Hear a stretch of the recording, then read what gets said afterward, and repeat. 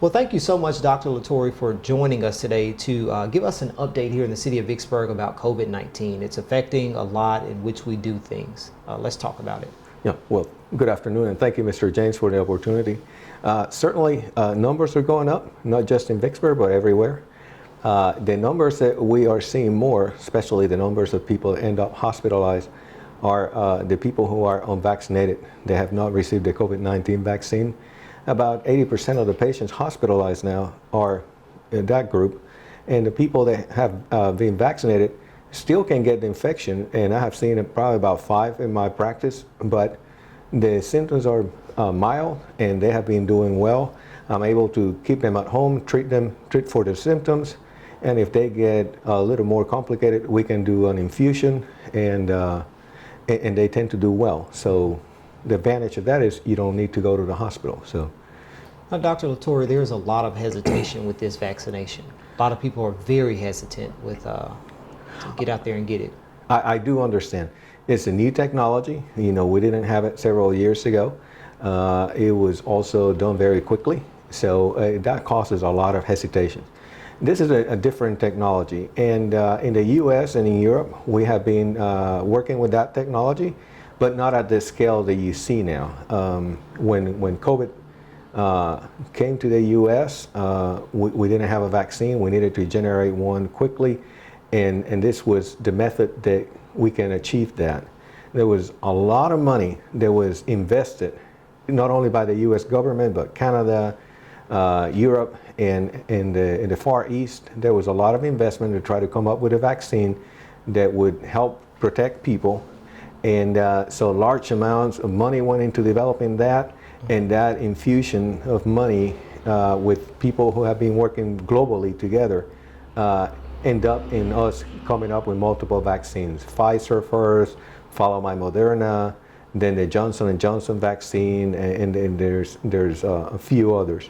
But I'm very happy that that happened and how quickly it happened, because before that we didn't have anything else. If we go back to January of this year, that's when the vaccine started coming out, late December 2020, early January. Only first responders and people that work in the hospital were able to get that. And then since then, we have been able to expand it to everybody. As long as they're 18 and older, they can get the vaccine now.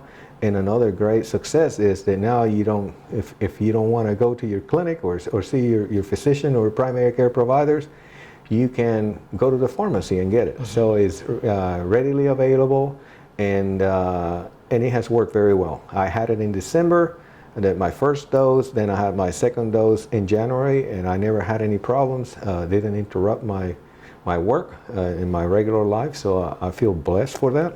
But I do understand that there's hesitation from our members, so our community. What I want to say is there are certainly rumors of certain things that the vaccine can do, like, well, it can keep my daughter from having children, and that was a rumor. It's not accurate. Many people have worked and researched that, and that's not a complication of it. There are other people that say, well, it can cause blood clots. COVID itself is prothrombotic, so it can cause blood clots in large, is cardiothrombotic. It can do in the large vessels and in your heart. It can cause blood clots. It can go to your brain. You can have a stroke. You can have other complications. So by itself, COVID is a risk. But the Johnson & Johnson vaccine, by the time that's the one-shot vaccine. When that one came out and came out in the market after Pfizer, which came out in December, and then several weeks later, Moderna came to the market. There hasn't been any reported cases with that. But when Johnson & Johnson came out, and Johnson & Johnson used the older technology, not the mRNA, there were some complications with people developing blood clots. That happened. We had vaccinated 6 million people, and out of those 6 million people, there were 6 cases reported, and the 6 cases were in younger females, 18 to 40. That's when that, and they did have blood clots. So That is a reality, and is 1 in a million if you look at 6 and 6 million. But if you're the 1 in a million, of course, is bad luck. That I'm aware, none of them die, but it is a complication.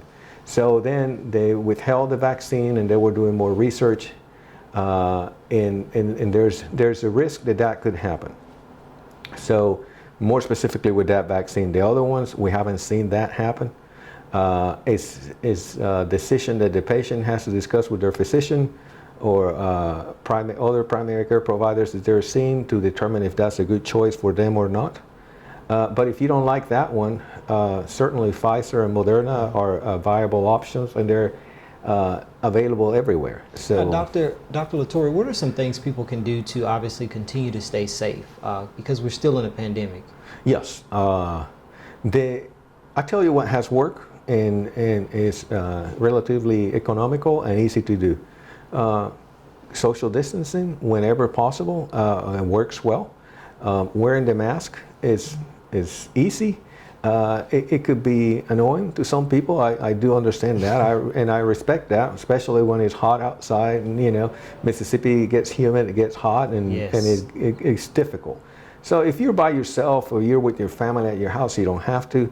But it is strongly recommended that when you go outside, that you wear your mask and then wash your hands frequently, or use one of the soaps that are available now that you can use to disinfect your hands. And so that would be my recommendation. And especially now, because not only are we dealing with the COVID-19 pandemic, but now there's a mutation, the Delta, and that one is more contagious than the original COVID that we had, the COVID-19. So that mutation spreads easier and is a lot easier to catch. So, and Dr. Latorre, a lot of people have been talking about that Delta variant.